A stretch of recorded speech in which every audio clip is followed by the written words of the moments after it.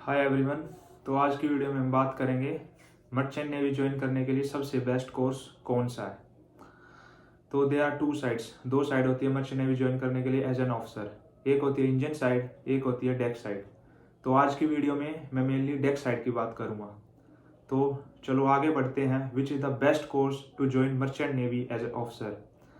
तो जो best course है एज पर माई व्यू, जो मेरी तरफ से सबसे बेस्ट कोर्स है मर्चेंट नेवी ज्वाइन करने के लिए और जो मैंने भी किया है वो है DNS, that is diploma in nautical science leading to BSc in nautical science. तो चलो इसके बारे में बात करते हैं, कैसे क्या होता है, कैसे कंपनी मिलती है, हम कैसे इस कोर्स को कर सकते हैं। तो DNS करने के लिए सबसे पहले जो रिक्वायरमेंट है वो है कंपनी की स्पॉन्सरशिप। मीन्स कंपनी से आपको स्पॉन्सर होना पड़ेगा। अब कंपनी से स्पॉन्सरशिप कैसे मिले तो जानते हैं उसके बारे में। तो कंपनी की स्पॉन्सरशिप लेने के लिए हमें उनकी साइट पे अप्लाई करना पड़ता है। प्रीवियस वीडियो में मैंने आपको कंपनियों के नाम बताए थे, these are very good companies. तो उनकी कंपनी की साइट पे जाओ, चेक करते रहो कब इनके फॉर्म निकलते हैं, कब टेस्ट की डेट है, कब इंटरव्यू की डेट है, तो अप्लाई करते रहो। जैसे आप कंपनी के लिए अप्लाई करोगे, कंपनी आपको टेस्ट कंडक्ट करेगी, तो उसका रिटर्न दो।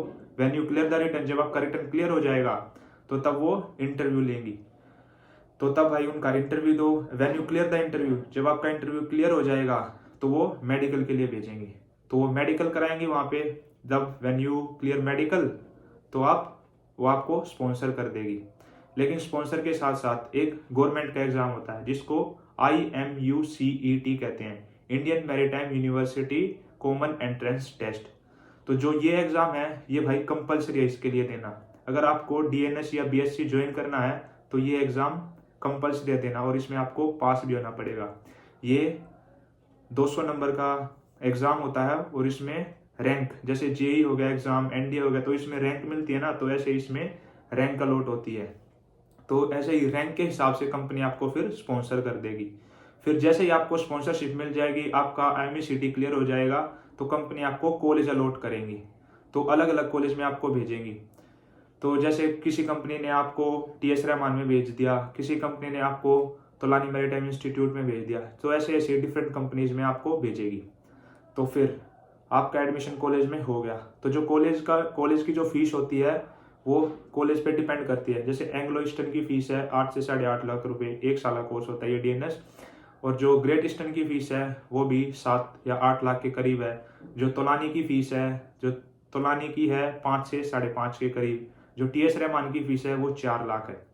तो आपको मान लो कोई भी कॉलेज मिल गया, आप कॉलेज में गए, अब आपका कोर्स स्टार्ट होता है।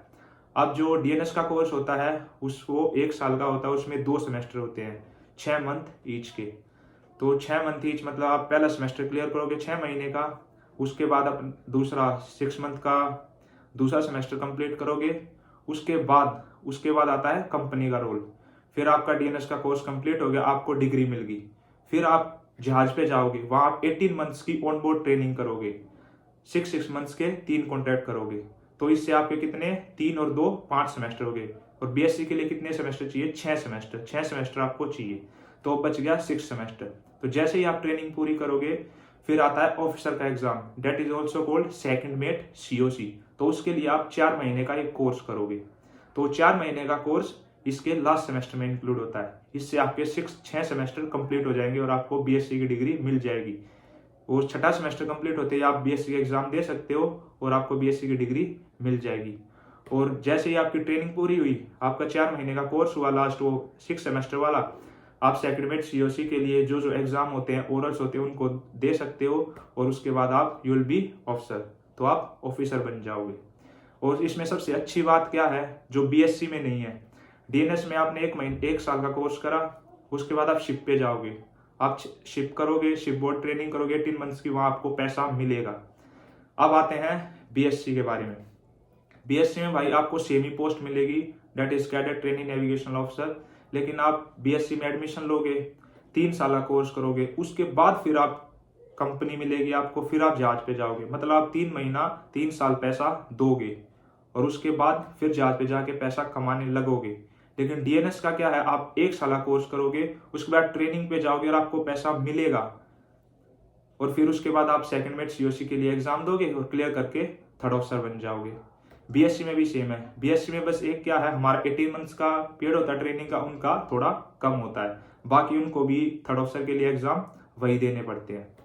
तो भाई जो मेरे पॉइंट ऑफ व्यू से था, डीएनएस और बीएससी में डीएनएस बेस्ट कोर्स है, और जो आज के ज़माने में है लगभग बीएससी को ज़्यादा प्रेफर नहीं करते। बस बीएससी को ज़्यादा प्रेफरेंस मिल जाती है थोड़ी बहुत, क्योंकि उसमें थोड़ी नई कंपनी ऐड हो जाती है, क्योंकि कई जो कंपनी है वो डीएनएस को स्पॉन्सरशिप देती है और जो कई कंपनी है वो बीएससी को स्पॉन्सरशिप देती है। यानी कई कंपनी है जो बीएससी को स्पॉन्सरशिप देती है, वो डीएनएस के कैडेट को स्पॉन्सरशिप नहीं देती।